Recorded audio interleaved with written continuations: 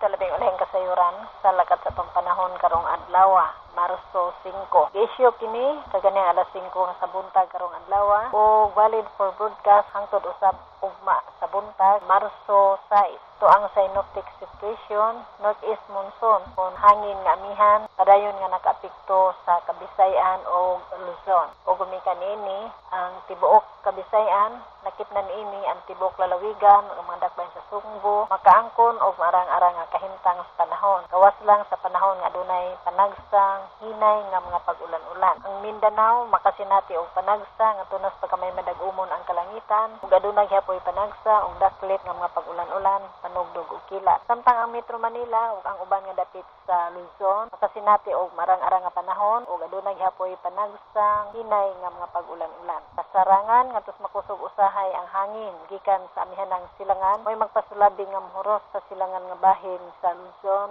o Kabisayan. Ang kahimtang sa atong kadagatan niini mga lugar, lakip na niini ang kadagatan dinhi sa tibok lalawigan sa Sugbo. Kasarangan ngadto sa pagkabaluro rahay. Uban nga dapit sa atong nasod hinay ngadto sa kasarangan nga hangin gikan gyapon kini sa amihanang silangan ang mohuros. Ug ang kadagatan usab sa uban nga dapit sa atong nasod mahapsay ngadto na sa pagkakasarangan ang pagbalod sa kadagatan. Ang banabanang sukod sa kainiton karong adlaw dinhi sa Metro Cebu gasukad gikan sa 22 ngadto sa 30 degrees Celsius. Dinhi sa Sugbo ang adlaw mosalok ining alas 5:55 sa hapon. Dinhi na lang kutob ang atong weather update. Gikan diri sa Pag-asa Mactan, Alice Canasa.